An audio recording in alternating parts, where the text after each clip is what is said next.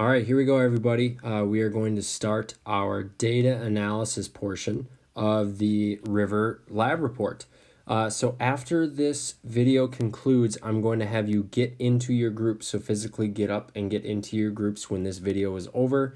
And you are going to grab the link for these slides, make a copy, and share it with everyone in your group. So that's what you're going to do when this video is over. You're going to physically get up, move to go sit by your River group.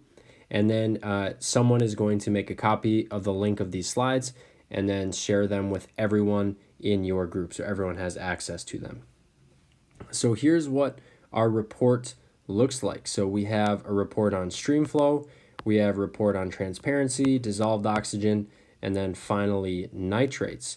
So up here for stream flow, we're going to do a lot of this together today, so that it makes sense to you what you need to do for the rest of it. So today is really our introduction and getting comfortable with this data analysis technique, and also making some graphs. So first of all, I've given you a bunch of data from years past. Look, it goes all the way back to fall 2004 and all the way up to this year. So I've calculated the averages for all of my classes that got to go this year and all of Mr. Crispin's classes that got to go. So the average stream flow in the spring of 2022 was 52.9 cubic feet per second. So I've done that data collecting for you. The first thing you'll need to do after you share the slides with everybody is calculate the average for all of the years, the range for all of the years, and then decide on the trend of the data. So we did all of those things yesterday. We practiced all of them. Remember, average, you have to add them all up and then divide by how many you added by. And then for your range, you need to take the biggest number and subtract the smallest number. And of course, for the trend, you're just looking at this data going, yeah, it's staying the same, or it's inconsistent, or it's generally increasing, generally decreasing, something like that. So that will be your next step after sharing these slides. Now, the new part for a lot of us is going to be creating some of these graphs. So after you complete this data table, you can go on to this graph slide, and you can tap on this data link up here. So if you tap on this link, you can open up the link, and it should bring you to a spreadsheet that looks like this. Now, if it brings you into the browser, I would highly, highly, highly encourage you to go into the Sheets app to do all of your graph creation, because in my opinion, it's super easy to do in the Sheets app. So that's Google Sheets. So watching very closely, this is how we make a graph. It's super simple, but you need to make sure you follow these specific steps. So we can tap on the date, and we're going to drag this box all the way down so it selects all of the data, including the title, date, and stream flow. So just one more time, you can tap right on date, grab the corner of this box, and select everything. So now we've essentially kind of like highlighted everything.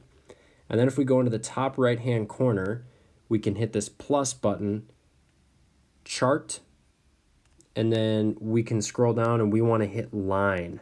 That's the one we're going to want to use for all of the graphs that you make today. Now, super important part, a part that Mr. Mahadi screwed up a bunch when he was making his original videos for my other class with this, you need to hit the check mark in the top left-hand corner. So if you hit the X in the right-hand corner, it's going to cancel it out. So you want to hit the check mark, and then boom, just like that, you've made this beautiful graph that shows stream flow over time. Look how it has the title in there. It has both axes labeled. It shows stream flows in blue. Fantastic. Here's the one part that is not amazing about this. I can tap all I want right here, but I cannot copy it. So you need to take a screenshot of this chart, and then you'll need to add it to your slides. Okay? So very simple to make the graphs. You'll plop that in right there, then you're done. Okay? Easy enough for the graph. Then moving on to the next page, the next page is basically just saying what is my graph saying. So I've made this graph, I've put in all this work to make this graph. What in the world is this graph telling me? So it says the data presented in the graph shows a range of blank. So you'd add the range in there. The average stream flow over time is blank. So again, you'd add the stream flow over time in there. And then I've added in the stream flow for this year for you. You need to tell me if it's higher or lower than the overall average. And then finally, the trend seen in this graph is inconsistent. The reason for this trend is due to a varied amount of rainfall during the years and the timing of the trips. Rainfall makes stream flow increase, so rain events can cause an increase in stream flow. So basically you're saying, okay, I made this graph, here's what the range is, here's what the average is, here's what looks like it's happening. We can see that it was going up and down. It's pretty inconsistent. So we can fill out this slide. We can go all the way through right here today. Now I'm almost done and almost time for you to get into your groups and start working. So after you've completed your original data, so you've done the average, you've done the range, you've done the trend, then you've made your graph, opening up that sheet and selecting all the data, clicking plus, hitting the chart, making a line chart. And now you've started to say, okay, here's what my graph actually says. So starting to interpret what's on the graph.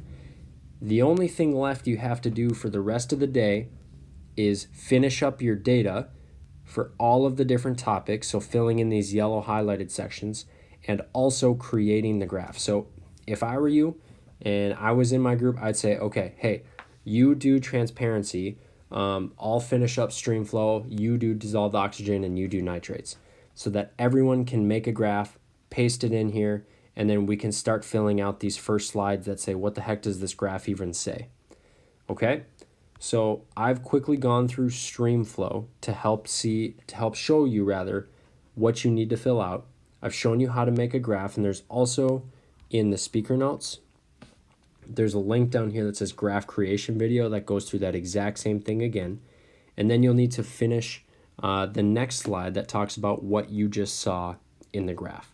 So to recap what you need to have done for today, you need to have the data and the graph done for all 4 of the different topics: for stream flow, for transparency, for dissolved oxygen, and finally for nitrates.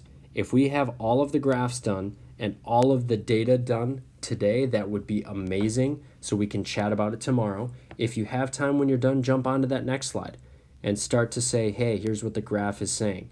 But the only thing you need to have done is the data and the graph for each of the 4 topics. And then we will come back together tomorrow and kind of see where we're at. But that is the goal for today. So in a minute here, I need you to get up, go sit with your river group, and then I need you to make a copy of these slides and share it with everybody in your group. Then you need to get to work, okay? I will be around my phone and my computer all day today, so please send me a message if you have any questions, but everything should be good to go. So here we go. Stand up, get with your river groups, and share those slides. Start getting moving.